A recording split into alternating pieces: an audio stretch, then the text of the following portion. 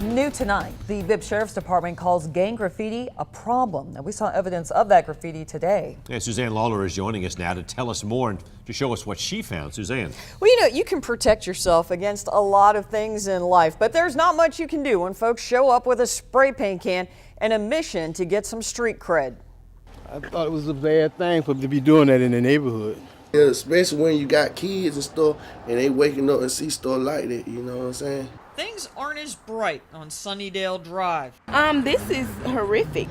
This is unbelievable. I can't believe that this is happening to this neighborhood.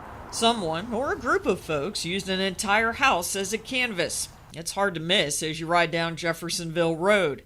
We pulled this shot from tax records, and this is part of what things look like now at 750. We can't show you a wide view because of the profanity. Yeah, I don't see much in District 1, but this is probably the worst I've seen since my time over here, which has been 2 years. Lieutenant Jermaine Gray, who works the neighborhood watch in the area, quickly called in someone to decipher the codes. We kind of think about what this symbol means. We agreed not to vividly broadcast the identity of this gang unit sergeant, but he's got over a decade of experience. Man says the language has evolved. And then what do you have? You have the GIP. You know, normally it stands for rest in peace, but right here you have gangster in peace. So even in the afterlife, you're supposed to be some type of gangster or whatever. They don't go by gangster slap anymore. They go by growth and development. Folks around here assumed kids did the damage. Police think it's more sinister. And I just know recently a gentleman was just released from the correctional system, and I know his moniker or his tag or his social media name, you know, he went by Hard Life, and he is Gangster Disciple. He's back at home. You know, these guys get back home and they didn't want their presence to be known. They made it known on the siding, a utility pole, and even a car down the street.